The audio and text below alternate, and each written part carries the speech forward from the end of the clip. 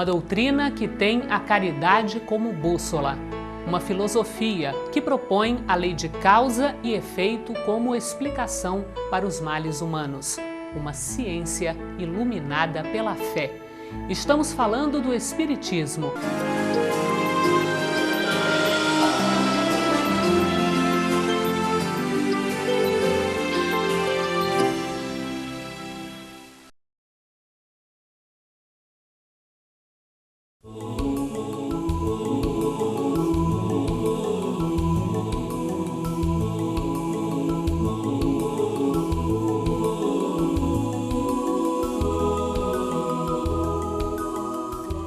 O mundo parece ser um lugar cheio de injustiças. De um lado, aqueles que têm muito, do outro, aqueles que nada têm.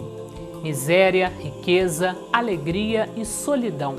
O mundo é o lugar onde os inocentes são condenados, onde os puros de coração sofrem calúnias e injúrias.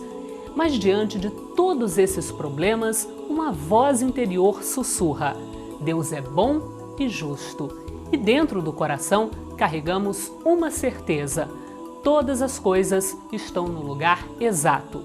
Sim, elas estão. O Terceira Revelação de hoje fala da justiça divina e sua perfeição. Você vai ver o advogado espírita Hélio Loureiro explicar a diferença entre a justiça dos homens e a justiça de Deus. Quando começamos a perdoar, e o perdão é um dos filhos diletos do amor, nós vamos ter uma sociedade mais justa. A justiça humana é uma cópia imperfeita da justiça divina. Veja na reportagem a seguir as diferenças entre a lei do homem e a lei de Deus. O que é justiça? A justiça, hoje, para nós, o que eu gostaria que fosse mesmo, entendeu? Fosse uma coisa que realmente não ficasse só do papel. Se a pessoa faz, ela tem que ser julgada, entendeu? Não é ser solta, daqui a pouco, meia hora, está solta. Se ela está errada, ela tem que ser processada, tem que estar na lei certa. Se no país os bens de riqueza fossem bem divididos como seria, aí seria uma das melhores justiças. Bem, nós vivemos numa sociedade humana onde as relações humanas são fundamentais. E essas relações precisam ser regulamentadas, porque a liberdade plena é a liberdade das feras. Essa regulamentação, que é o Estado de Direito, é exatamente o estabelecimento de regras para que as pessoas possam conviver de uma forma satisfatória. E a justiça perfeita, ela só poderá ser criada, as leis perfeitas só poderão ser criadas por homens perfeitos. No dia em que nós tivermos homens perfeitos para criarem leis perfeitas, nós nem vamos precisar mais de leis. De acordo com o direito, justiça é a virtude de dar a cada um o que é seu. É a faculdade de julgar segundo a melhor avaliação.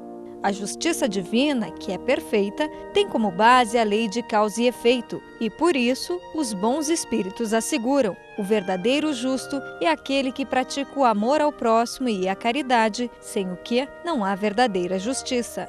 Ou como disse o Cristo: faça aos outros o que gostaria que lhe fizessem. Porém, quando o homem afasta o pensamento de Deus, também se afasta da justiça divina.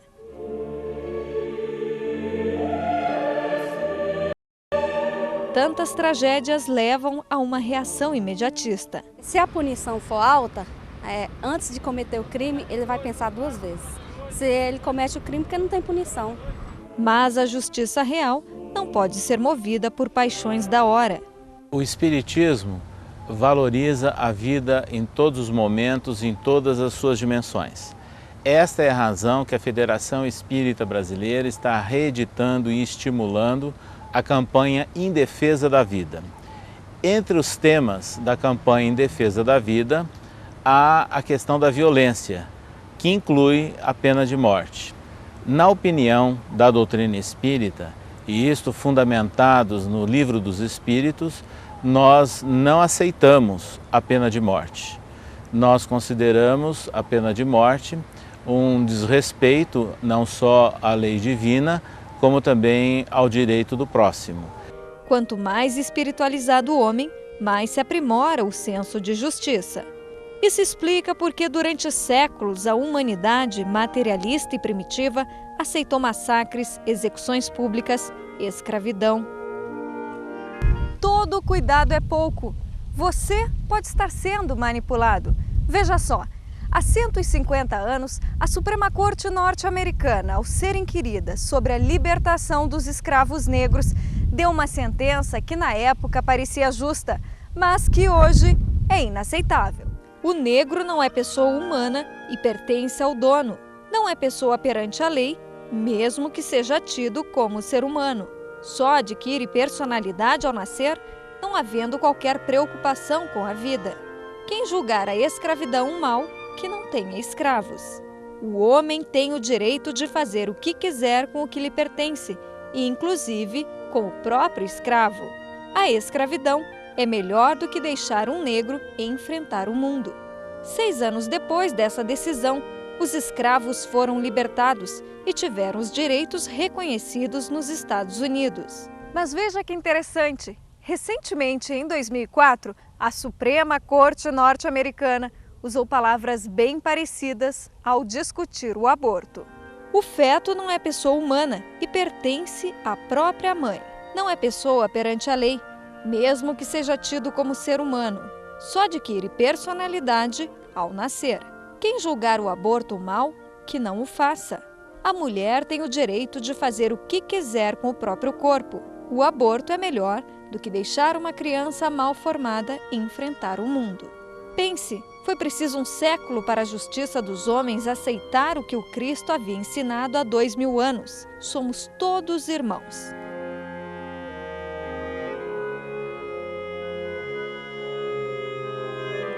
Quanto tempo vamos esperar para que a justiça humana, mais uma vez, se curve à lógica da lei de Deus?